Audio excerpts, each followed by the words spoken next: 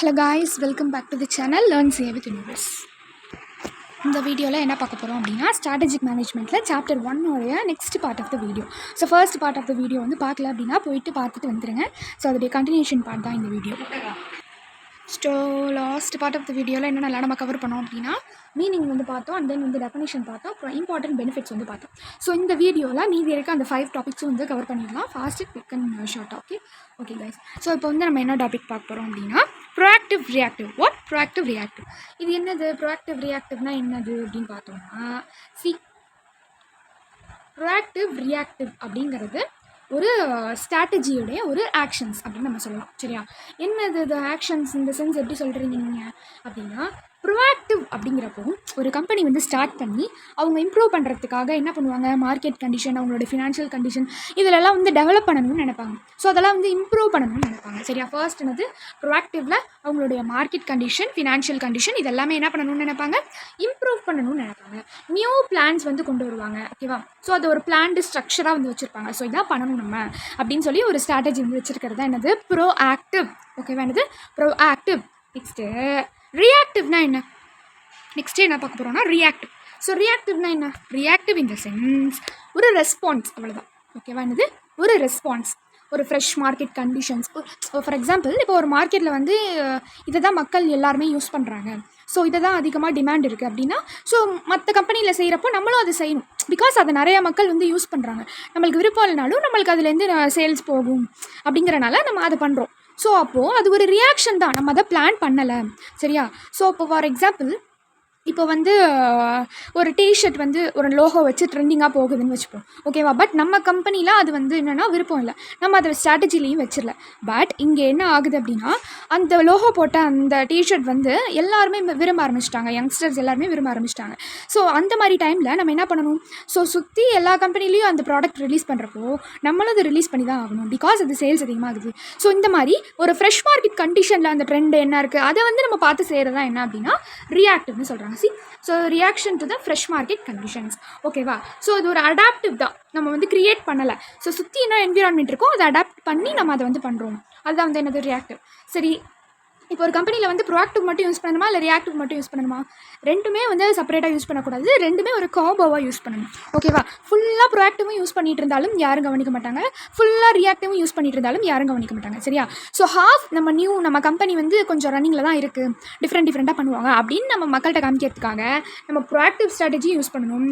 And then இது நம்மளுக்கு பிடிச்ச மாதிரி பண்ணுறாங்க, ஸோ மக்கள் இது ட்ரெண்ட் ஆகிறப்போ ஸோ இது இந்த கம்பெனியும் பண்ணுறாங்க அப்படின்னு சொல்லி அந்த மக்களுடைய ரெஸ்பான்ஸை நம்ம வந்து ரிசீவ் பண்ணுறதுக்காக ரியாக்டிவும் நம்ம பண்ணணும். சரியா? ஸோ அப்போது இது வந்து என்ன நம்ம பண்ணணும், ஒரு பிளெண்ட் ஆஃப் ஸ்ட்ராட்டஜியாக ரெண்டுமே தான் பண்ணணும். ஓகேவா? என்ன பண்ணணும், ரெண்டுமே ஒரு blend of proactive and reactive, both the things should be followed in a company. ஓகேவா? Okay guys. ஸோ இதான் வந்து என்னென்னா ப்ரோஆக்டிவ் அண்ட் ரியாக்டிவ். இப்போ நான் இதில் எழுதியிருக்கிறது எல்லாமே கீவேர்ட்ஸு. இந்த கீவேர்ட்ஸை மென்ஷன் பண்ணி அவங்க கொஷின் என்ன கேட்டிருக்காங்க, எந்த கம்பெனி கேட்டிருக்காங்க அப்படின்னு பார்த்து இந்த கொஷினில் அங்கங்கே இந்த கீவேர்ட்ஸை வச்சுருங்க, அண்டர்லைன் பண்ணிவிடுங்க. That's all guys. Okay. So next நம்ம பார்க்க போகிறது என்ன அப்படின்னா லிமிட்டேஷன்ஸ். என்னது லிமிட்டேஷன்ஸ்? ஸோ லிமிட்டேஷன்ஸில் என்னென்ன இருக்குது? 4 திங்ஸ் தான் இருக்குது, ரொம்பவே இல்லை. ஓகேவா? ஸ்ட்ராட்டஜிக் மேனேஜ்மெண்ட் நம்ம யூஸ் பண்ணுறனால என்னென்ன டிஃபிகல்ட்டிஸ், என்னென்ன ட்ரபிள்ஸ், என்னென்ன டிஃபிகல்ட்டிஸ், லிமிட்டேஷன்ஸ் அப்படின்னு சொல்கிறாங்க. ஓகேவா? என்னென்னா first thing complex turbulent. What complex turbulent? எல்லாருமே அந்த ஸ்ட்ராட்டஜி வரவேற்பாங்க அப்படின்னு சொல்ல முடியாது. ஸோ எல்லாருமே வந்து அதை வரவேற்பாங்க அப்படின்னு நம்மளால் சொல்ல முடியாது இல்லையா? ஸோ அந்த காம்ப்ளெக்ஸ் டர்புலண்ட் வந்து அங்கே இருந்துகிட்டே தான் இருக்கும். ஓகேவா? ஓகே. ஸோ நம்ம அதை அண்டர்ஸ்டாண்ட் பண்ணுறதுக்கு வந்து டிஃபிகல்ட்டாக இருக்கும். எக்ஸாக்டாக இதுதான் இப்படி தான் இருக்க முடியும் அப்படின்னு சொல்லி நம்மளால் என்ன பண்ண முடியாது, கணிக்க முடியாது. சரியா? ஓகே. நெக்ஸ்ட் திங் என்னது, டைம் கன்சியூமிங். ஸோ ஒரு ஸ்ட்ராட்டஜி, இதான் ஃபாலோ பண்ணலாம், ஸோ இதுதான் ஸ்ட்ராட்டஜி, இதை ஃபாலோ பண்ணலாமே அப்படி சொல்லி டக்கு போட்டு நம்ம என்ன பண்ண முடியாது, ஃபாலோ பண்ண முடியாது. அதுக்குன்னு நிறைய ப்ராசஸ் இருக்குது, நிறைய ஸ்டெப்ஸ் இருக்குது, ஒரு சில கண்டிஷன்ஸ் இருக்கும், நிறைய பேர் வரவேற்க மாட்டாங்க அதெல்லாம். ஸோ அந்த மாதிரி டைம் ரொம்ப கன்சியூம் ஆகும். ஒரு விஷயத்தை, ஒரு ஸ்ட்ராட்டஜி நம்ம அனலைஸ் பண்ணி அதுக்கான ப்ராசஸ் ரொம்ப லென்த்து. சரியா? ஒரு ஸ்ட்ராட்டஜி அப்ளை பண்ணணும்னா டக்குன்னு அப்ளை பண்ண முடியாது. ஸோ அது ஒரு டைம் கன்சியூமிங் ப்ராசஸ் அப்படின்னு சொல்கிறாங்க. ஓகேவா? So next thing costly. So costly இந்த இடத்துல என்னென்னா இது ஒரு கெத்தான விஷயம் தான். ஸோ ஒரு ஸ்ட்ராட்டஜி, ஸோ இந்த மாதிரியான ப்ராசஸ்ஸு இதெல்லாமே வந்து எப்படின்னா ஒரு டக்குன்னு ஒரு நார்மலான பர்சன்னால் முடிவு பண்ண முடியாது. அவங்க என்ன சொன்னாலும் அதை அனலைஸ் பண்ணணும், டெஸ்ட் பண்ணணும், இது சரியாக வரணுமான்னு பண்ணணும். இது எல்லாத்துக்குமே ஒரு எக்ஸ்பர்ட் தேவை. ஒரு நல்ல ஒரு ஸ்ட்ராட்டஜிக் மேனேஜ்மெண்ட், அதாவது இந்த ஸ்ட்ராட்டஜிக் மேனேஜ்மெண்ட் தான். ஸோ அந்த ஸ்ட்ராட்டஜிக் மேனேஜ்மெண்ட் தெரிஞ்ச ஒரு ஆள் தேவை ஒரு கம்பெனிக்கு. ஸோ அவங்களால மட்டும்தான் இந்த ஸ்ட்ராட்டஜிக் மேனேஜ்மெண்ட் வந்து ரன் பண்ண முடியும். ஓகேவா? அதனால் இவங்க என்ன சொல்கிறாங்க அப்படின்னா, அந்த மாதிரி ஒரு எக்ஸ்பர்ட் தேவை அப்படிங்கிறப்போ அது நம்மளை எதிர்பார்க்குறாங்க இல்லையா, ஒரு சிஏஓ, ஒரு சிஎம்ஏ, ஒரு சிஎஸ்ஓ, இந்த மாதிரி ஒரு ப்ரொஃபஷனல் கண்டென்ட் அங்கே தேவை இல்லையா. ஸோ இதெல்லாம் நம்ம பண்ணுறதெல்லாம் சரியாக வருமா அப்படின்னு ஒரு அட்வைஸ் பண்ணுறதுக்கு ஒரு கன்சல்டன்சிக்காக நம்ம தேவைப்படுறோம். அப்போது நம்ம என்ன ஈஸியாக கிடச்சிடுவோமா? 10 ரூபா இருந்தாங்க வாங்க சொன்னால் நம்ம போயிடுவோமா என்ன? இல்லையா? ஸோ நம்மளுக்கு வந்து ஒரு காஸ்ட்லி டிமாண்ட் இருக்குல்ல, அதுதான் வந்து இதை சொல்லியிருக்காங்க. சரியா? ஸோ இதில் எந்த ஒரு ஸ்ட்ராட்டஜிக் மேனேஜ்மெண்ட் எடுத்தாலும் அந்த கம்பெனியில் அந்த ஒரு ஃபீல்டுக்காக ஒரு எக்ஸ்பர்ட் எதிர்பார்க்குறாங்க. அந்த எக்ஸ்பர்ட் வந்து என்னென்னா கம்மியான ப்ரைஸில் அவங்களால என்ன பண்ண முடியாது, அவங்க வந்து ரிசீவ் பண்ண முடியாது. ஸோ அவங்களுக்கு வந்து என்னென்னா ஒரு காஸ்ட்லி டிமாண்ட் வந்து இருக்கனால இட்ஸ் அ காஸ்ட்லி ப்ராசஸ் அப்படின்னு சொல்லி அது ஒரு லிமிடேஷனாக இங்கே வந்து வைக்கிறாங்க. ஸோ நெக்ஸ்ட் திங் என்ன, competitor response.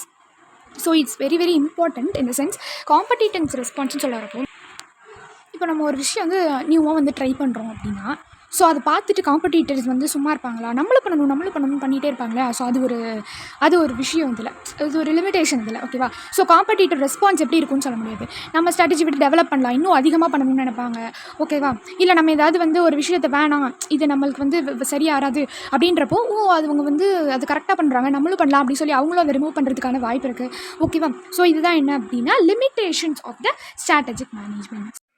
Okay guys, so next என்ன டாபிக் அப்படின்னு பார்த்தோம்னா strategic intent. What? Strategic intent. Okay, strategic இன்டென்ட்னா என்ன அப்படின்னு பார்த்தோம்னா அது ஒரு ஃபிலாசபிக்கல் பேஸ், அவ்வளோதான். ஒரு கம்பெனி நம்ம ஸ்டார்ட் பண்ணுறோம் அப்படின்னா அதுக்கு பேஸாக நம்ம இதுதான் பண்ணுறோம், இதுக்கு தான் பண்ணுறோம், ஸோ இப்படி தான் பண்ணணும் அப்படின்னு சொல்லியிருக்கோம் இல்லையா. ஸோ அந்த ஃபிலாசபிக்கலான ஒரு பேசிக்கான திங்ஸ் தான் என்ன அப்படின்னா இந்த ஸ்ட்ராட்டஜிக் இன்டென்ட் அப்படின்னு சொல்கிறாங்க. சரியா? அந்த ஸ்ட்ராட்டஜிக் இன்டென்ட் நம்மளுக்கு வந்து 4 கிளாஸிஃபிகேஷனாக வந்து தெரியுது. எப்படின்னா விஷன் அண்ட் தென் வந்து goals and objectives and then values. விஷன்னா என்ன அப்படின்னா, ஸோ அது ஒரு ப்ளூ பிரிண்ட். ஸ்ட்ராட்டஜியே ஆக்சுவலாக ஒரு ப்ளூ பிரிண்ட் தான். பட் நம்ம ஆர்கனைசேஷன் எதை வந்து ஃபாலோ பண்ணணும், ஸோ இதுக்கப்புறம் வந்து நம்மளுக்கு கீழே இருக்கிற டிபார்ட்மெண்ட், டிவிஷன்ஸ் இதெல்லாம் வந்து இதை ஃபாலோ பண்ணி தான் இதுக்கப்புறம் வந்து ரன் ஆகணும், இதை ஃபாலோ பண்ணி தான் இதுக்கப்புறம் வந்து செயல்படணும் அப்படின்னு இருக்கும் இல்லையா. ஸோ அந்த ப்ளூ பிரிண்ட் தான் என்னென்னா விஷன். ஓகேவா? என்னது அந்த ப்ளூ பிரிண்ட் தான் என்னது விஷன். எங்கே போய் நம்ம ஆர்கனைசேஷன் போய் லேண்ட் ஆகணும் அப்படின்னு. ஓகேவா? ஸோ நம்ம கம்பெனி வந்து ஒரு ஏரோப்ளேன் மாதிரி. எப்படின்னா ஏரோப்ளேன் போய் கடைசியாக எப்படியும் ஒரு இடத்துல டெஸ்டினேஷனில் இறங்கும் இல்லையா, ஸோ ஒரு லேண்ட் ஆகும் இல்லையா, அந்த மாதிரி எந்த ஒரு சக்ஸஸில் நம்மளுடைய கம்பெனி போய் லேண்ட் ஆகணும் அப்படிங்கிறத ஒரு கோலாக ஃபிக்ஸ் பண்ணி போயிட்டே இருக்கணும் இல்லையா. ஸோ அந்த ப்ளூ பிரிண்ட் அப்படிங்கிறது தான் இந்த விஷன்னு சொல்கிறாங்க. சரியா? ஓகே, ஸோ அதுக்கு 3 எசென்ஷியல்ஸ் வந்து இருக்கா. ஓகேவா? என்னென்ன எசென்ஷியல்ஸ், 4 நான் நம்பர் மட்டும் மாறி போட்டேன்ப்பா. சரியா? ஸோ என்னென்ன எசென்ஷியல்ஸ் வந்து இருக்கணும், ஒரு விஷனை வந்து இருக்கணும் க்ரியேட் பண்ணணும் அப்படின்னா என்னென்ன எசென்ஷியல்ஸ் வந்து அது இருக்கணும் அப்படின்னா க்ரியேட்டிவாக திங்க் பண்ண தெரிஞ்சிருக்கணும். என்ன பண்ணணும்? க்ரியேட்டிவாக திங்க் பண்ண தெரிஞ்சிருக்கணும். So first point will be think creatively. அது ஒன்று. Next thing entrepreneurship. இன்டெலிஜென்ட்டாக வந்து மூவ் பண்ண தெரிஞ்சிருக்கணும். ஒரு என்டர்பிரினர்ஷிப்பை இன்டெலிஜென்ட்டாக மூவ் பண்ண தெரிஞ்சிருக்கணும். நெக்ஸ்ட் திங் எம்ப்ளாயீஸ்க்கு இடையில போர் அடிக்கிற மாதிரி எதுவும் பண்ணாமல், என்னது எப்போதும் போல் ஆஃபீஸ் வரோம் போகிறோம், என்ன இதெல்லாம் ஒரு ஆஃபீஸா அப்படின்னு நினைக்க வைக்கவே கூடாது. நம்ம எப்போவுமே அவங்கள எங்கேஜாக வச்சுக்கணும். ஒரு நாள் ஒர்க்காக, ஒரு நாள் வந்து ஃபன் பண்ணணும், ஒரு நாள் வந்து ஏதாவது ஆக்டிவிட்டீஸ் கொடுக்கணும், ஒரு நாள் மீட்டிங் வைக்கணும். ஸோ அவங்களுக்கு அப்படியே டெய்லியும் போகிற மாதிரியே தெரியக்கூடாது. ஒரு வீக்லி ஒன் டேஸ் லீவ் என்ன பண்ணணும் அப்படின்னா டிஃப்ரெண்ட்டான ஒரு செக்ஷன்ஸ் வந்து நம்ம இன்வால்வ் பண்ண வைக்கணும். ஸோ அவங்களுக்குள்ள எந்தூசியாஸ்டிக் வந்து நம்ம க்ரியேட் பண்ணணும். நாளைக்கு இது, ஆமாம் நாளைக்கு மீட்டிங்கு, ஸோ அப்படின்னு சொல்லி அவங்களுக்குள்ளே மனசில் ஒரு இது இருக்கும். இப்போ கேர்ள்ஸாக இருந்தாங்க அப்படின்னா நாளைக்கு மீட்டிங் கொஞ்சம் நீட்டாக போகணும் அப்படின்னு ஒரு மைண்டில் அவங்க திங்க் பண்ணிகிட்டே இருக்குமே தவிர நம்ம கம்பெனியை பற்றி எதுவுமே வந்து திங்க் பண்ணாது. ஓகேவா? இதே ஒரு பாயாக இருந்தாங்கன்னா நாளைக்கு மீட்டிங்கு, ஆமாம் ஸோ நல்லா ப்ரெசென்ட் பண்ணணும், நம்ம நல்லா வந்து நீட்டாக இருக்கணும் அப்படின்னு சொல்லி அவங்க திங்க் பண்ணுவாங்க. ஸோ இந்த மாதிரி தான் ஒரு எம்ப்ளாயீஸை வந்து நம்ம எந்தூசியாஸ்டிக்காக அவங்க வந்து வச்சுருக்கோம். அவங்களுக்கு இடையில ஒரு எந்தூசியாஸ்டிக் நம்ம க்ரியேட் பண்ணணும். ஸோ ஃபைனலாக நம்ம டேரக்ஷன், இதை நோக்கி தான்ப்பா நம்ம போகிறோம், நம்ம கம்பெனியோட கோல் வந்து இது தான்ப்பா, நீங்கள் எம்ப்ளாயீஸாக இருக்க நீங்கள் இப்படி தான் வந்து செயல்படணும் ஒரு டேரக்ஷனை வந்து சொல்கிறது என்னது, இந்த விஷன் தான். மிஷன்னா என்ன? மிஷன்னா அந்த விஷன் இருக்கு இல்லையா, ஸோ அதோடய இன்னொரு பகுதி தான் அந்த மிஷன். எப்படி சொல்லலாம் அப்படின்னா, இதுதான் கோல், இதுதான் வந்து டேரக்ஷன் அப்படின்னு சொல்லிடுது. அதை எப்படி நம்ம ரீச் பண்ணணும், அதுக்கான வேஸ் என்ன, எப்படி நம்ம அந்த கோலை ரீச் பண்ணணும்னு சொல்கிறது தான் இந்த மிஷன். ஓகேவா? எப்படி அந்த கோலை ரீச் பண்ணணும் அப்படின்றது தான் இந்த மிஷன். விஷன் அப்படிங்கிறது நம்ம ஒரு எக்ஸாம்பிளாக சொல்லணும். நம்மளுடைய எக்ஸாம்பிளாக நான் சொல்லணும் அப்படின்னா, இப்போ நம்மளுக்கு என்ன விஷன்னா சிஏ முடிக்கிறது தான் விஷன். மிஷன் என்னென்னா, இந்த பாருப்பா, அதுக்கு ஃபஸ்ட்டு நீ ஃபவுண்டேஷன் முடிக்கணும். ஃபவுண்டேஷன் முடிச்சுட்டு என்ன பண்ணணும் அப்படின்னா இன்டர் முடிக்கணும். இன்டர் முடிச்சுட்டு 1 மந்த் போல் நீ என்ன பண்ணணும்னா ஐடிடி ஓரியன்டேஷன் ட்ரைனிங் போகணும். அதுக்கப்புறம் என்ன பண்ணணும், ஹார்டிகல்ச்சர் 2 இயர்ஸ் வந்து போகணும், அதுக்கப்புறம் 6 மந்த் ஃபைனல் படிக்கணும், அப்புறம் தான்ப்பா நீ ஃபைனல் எழுதுவ, அதில் நீ பாஸ் ஆனால் தான்ப்பா சிஏ அப்படின்னு சொல்லி நம்மளோட ப்ராசஸ் இருக்கு இல்லையா. ஸோ இந்த வேஸ் தான் என்ன, நான் இந்த சிஏவே ஆக போகிறேன் அப்படிங்கிறதுக்கான வேஸ் தான் என்ன அப்படின்னு சொல்கிறது தான் இந்த மிஷனு. சரியா, இப்போ புரியுதா? ஸோ இது என்னவா லேண்ட் ஆக போகுது, இது வேஸ் டு ரீச் த கோல், அவ்வளோதான். ஓகேவா, இதுதான் வந்து என்னது மிஷன்னு சொல்கிறேன். ஸோ நம்ம ஒரு மிஷன் வந்து செட் பண்ணுறதுக்கு, ஒரு கம்பெனிக்கு ஒரு மிஷன் வந்து நம்ம செட் பண்ணுறது மூலமாக என்ன நடக்கும், நம்ம கம்பெனியில் நம்மளே வந்து எல்லாமே பண்ண முடியாது, நம்மளே எல்லாமே மணி போட்டு நம்ம ஒரு இன்வெஸ்ட்மெண்ட் போட்டு நம்ம பண்ண முடியாது. அதுக்கு ஷேர் ஹோல்டர்ஸ் தேவை, நிறைய பேர் இன்வெஸ்ட் பண்ணணும், அதில் இன்வெஸ்டர்ஸ் தேவை நம்மளுக்கு. கரெக்டாக? அப்போ அவங்களாம் வந்து வரணும் அப்படின்னா நம்ம கம்பெனியோடைய விஷன் அண்ட் மிஷன் கிளியராக இருந்தால் தான், அவங்களால அண்டர்ஸ்டாண்ட் பண்ணிக்க முடிஞ்சால் தான் நம்ம கம்பெனிக்கு வந்து அவங்க வருவாங்க. சரியா? அப்போது என்ன ஆகணும், இந்த இடத்துல நம்ம மிஷனை கிளியராக செட் பண்ணால் ஷேர் ஹோல்டர்ஸ், இன்வெஸ்டர் இவங்களாம் அண்டர்ஸ்டாண்ட் பண்ணிப்பாங்க நம்ம மிஷன் பார்த்துட்டு. இந்த கம்பெனி வாட் மிஷன் இந்த கம்பெனி வச்சுருக்காங்க, கண்டிப்பாக அதில் நம்ம இன்வெஸ்ட் பண்ணால் நம்மளுக்கு நல்ல ப்ராஃபிட் வரும் அப்படின்னு சொல்லி அவங்க சேருவாங்க. சரியா? ஸோ அது வந்து செகண்ட் பாயிண்ட். சரி, இப்போ மிஷன் வந்து எதுக்கு அப்படின்னு சொல்லி நான் ஃபன்னாக ஒரு விஷயம் ஞாபகம் வச்சுருக்கேன், நான் அப்படி தான் படித்தேன். ஸோ அதை வந்து உங்களுக்கும் ஷேர் பண்ணுறேன். ஓகே, என்னென்னா யூஎஸில் மோடிஜி போய் ஃபோக் டான்ஸ் வந்து ஆடினார். அதனால அது அவர் இவ்வளோ நாளாக சிஎம்மாக இருந்தார், அவர் ஒரு டிரான்ஸ்ஃபர்மேஷன் கொடுத்துட்டாரு. ஒரு டான்ஸ், எனக்கு டான்ஸும் வரும், ஃபோக் டான்ஸும் வரும் அப்படின்னு சொல்லி என்ன பண்ணிட்டாரு, ஒரு டிரான்ஸ்ஃபர்மேஷன் கொடுத்துட்டாரு. இப்படி ஒரு சென்டென்ஸ் நீங்கள் ஞாபகம் வச்சுக்கோங்க, just for memory purpose only. Okay guys. So என்னென்னா யூஎஸில் மோடிஜி போயிருக்காங்க, ஃபோக் டான்ஸ் ஆடினாங்க, அது அவங்களுக்கு ஒரு டிரான்ஸ்ஃபர்மேஷனாக ஆயிடுச்சு. இதுக்கு என்ன, இது வந்து எதுக்கு நம்ம பார்த்துட்ருக்கோம், மிஷன் ஏன்னா இதுக்கு தான் அப்படின்னு சொல்லி நம்ம மெமரி பர்பஸ்க்காக பார்க்குறோம். பட் ரியல் ரீசன் எதுக்கு மிஷன், ஒய் மிஷன் அப்படின்னு பார்த்தோன்னா, ஓகே நம்ம வந்து என்ன வந்து ஞாபகம் வச்சுட்டோம், இப்போ நம்ம அந்த மிஷன் ஒய் அப்படின்னு சொல்கிறதுக்கான கொஷின் தான் இப்போ வந்து பார்த்தோம். கரெக்டாக என்னென்ன ஞாபகம் வச்சுட்டோம், யூஎஸில் மோடிஜி இருக்கார் இல்லையா. ஸோ மோடிஜி என்ன பண்ணார், ஃபோக் டான்ஸ் ஆடினார். கரெக்டாக? ஸோ ஃபோக் டான்ஸ் ஆடினால அது அவருக்கு ஒரு டிரான்ஸ்ஃபர்மேஷனாக இருந்துச்சு. அது என்ன ஆயிடுச்சு, அவருக்கு ஒரு டிரான்ஸ்ஃபர்மேஷனாக இருந்துச்சு. ஸோ இதை வந்து நம்ம பார்த்தது. இதுக்கான ரியல் மீனிங் என்ன, இது நம்ம ஞாபகம் வச்சுக்கிறதுக்காக பார்த்த மீனிங். ஸோ இதுக்கான ரியல் மீனிங் என்ன, ஸோ ஃபர்ஸ்ட்டு யூஎஸ் இருக்கு இல்லையா. ஸோ யூஎஸ் இருக்கு இல்லையா. ஸோ இந்த யூ அப்படிங்கிறது அன்அனாமிட்டி ஆஃப் த பர்பஸ். என்னது, அன்அனாமிட்டி ஆஃப் பர்பஸ். ஓகேவா. அண்ட் தென் செகண்ட் ஏன் வந்து மிஷன் அப்படின்னா, இந்த எஸ் வந்து ஒரு ஸ்டாண்டர்ட் வந்து க்ரியேட் பண்ணுது. இப்படி தான் இருக்கணும், ஸ்டாண்டர்ட் இந்த சென்ஸ் ரூல்ஸ், அந்த மாதிரி ஒரு ஸ்டாண்டர்டை வந்து நீங்கள் அலோகேட் பண்ணி இப்படி தான் இருக்கணும் அப்படி சொல்லி சொல்கிறது தான் அந்த ஸ்டாண்டர்டை வந்து க்ரியேட் பண்ணுறது. ஸோ மிஷன் வந்து ஒரு ஸ்டாண்டர்டை க்ரியேட் பண்ணுது. இந்த மோடிஜியில் இருக்காரே மோ வந்து எடுத்துக்கணும், அது எதுக்கு அப்படின்னா, ஸோ இது வந்து ஒரு மோட்டிவேட் பண்ணுது. ஸோ இந்த ரிசோர்ஸஸ்லாம் இங்கே அலோகேட் பண்ணுறதுக்கான ஒரு ஸ்டாண்டர்ட் வந்து கொடுத்தாங்க இல்லையா இந்த எஸ்ஸில். ஸோ அந்த மாதிரி இந்த மோல என்னென்னா, அந்த ரிசோர்ஸஸை யூஸ் பண்ணுறதுக்கான மோட்டிவேஷன், அதை வந்து மோலில் நம்ம படிக்கிறோம். ஓகேவா.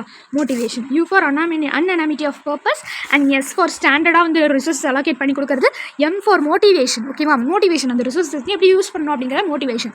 ஜி வந்து ஒரு ஜென்ரல் டோனை வந்து எஸ்டாப்ளிஷ் பண்ணுது. என்ன பண்ணுது, ஜென்ரல் டோனை வந்து எஸ்டாப்ளிஷ் பண்ணுது. ஓகேவா. ஓகே. ஸோ ஜென்ரல் டோனை வந்து எஸ்டாப்ளிஷ் பண்ணுது. இது என்ன ஃபோக் டான்ஸ்லாம் என்னமோ சொன்னீங்களே, ஃபோக் மட்டும்தான், விச் இஸ் ஒன்றும் இல்லை. மிஷன் அப்படிங்கிறது ஒரு ஃபோக்கல் பாயிண்ட்டாக வந்து சர்வ் ஆகுது. என்ன ஆகுது, ஃபோக்கல் பாயிண்ட்டாக என்ன ஆகுது, சர்வ் ஆகுது மிஷன். அண்ட் தென் ஃபைனலாக என்னமோ ட்ரான்ஸ்ன்னு சொன்னீங்களே, டிரான்ஸ்ஃபர்மேஷன் சொன்னீங்களே, அது என்னது அப்படின்னா, ஒரு ஆர்கனைசேஷன் பர்பஸாக இருக்குது. இந்த இடத்துல ஒரு பர்பஸாக இருக்கிற விஷயம் கடைசியாக என்ன ஆகுது அப்படின்னா, அதோடைய வேஸை போய் ரீச் பண்ணுறதுக்கு இல்லையா. ஸோ அதுக்கான டிரான்ஸ்லேஷனாக இது இருக்குது. ஓகேவா, என்ன இருக்குது, ட்ரான்ஸ்லேஷனாக இருக்குது அப்படின்னு சொல்கிறாங்க. சரியா. ஸோ இப்படி தான் வந்து நம்ம ஒய் மிஷன் கொஷின் கேட்டால் நீங்கள் இதை ஞாபகம் வச்சுக்கோங்க. ஸோ இது ஞாபகம் வச்சுட்டு நம்ம அதை வந்து எழுதலாம். பிகாஸ் எஸ்எம்ல வந்து ஃபுல்லி தியரி தான், நம்ம எல்லாமே வந்ததே ரிப்பீட்டடாக வந்துட்டுருக்கும். இந்த மாதிரி தான் அதாவது நம்ம ஃபன் பண்ணால் மட்டும்தான் நம்மளால் என்ன பண்ண முடியும், இது எல்லாமே வந்து ஜஸ்ட்டு கிளிக் ஆகும் எக்ஸாம் ஹாலில். நம்மளுக்கு இப்போ நம்ம மீனிங் தெரியும், அண்டர்ஸ்டாண்ட் பண்ணிப்போம், எல்லாமே வந்து நம்மளுக்கு புரியும். பட் எக்ஸாம் ஹாலில் எல்லாமே ஒரே மாதிரியே இருக்கும், எல்லா கொஷினும் ஒரே மாதிரி இருக்கும். ஸோ அதுக்காக தான் இந்த மாதிரி நான் பண்ணிகிட்ருக்கேன். சரியா. Okay guys. So rest of the part வந்து நெக்ஸ்ட் வீடியோவில் பார்க்கலாம். ஓகே. ஏதாவது டவுட்னா கமெண்ட் செக்ஷனில் சொல்லுங்கள். Okay. Will see in the next video. Until then, this is Shweta signing off. Thank you.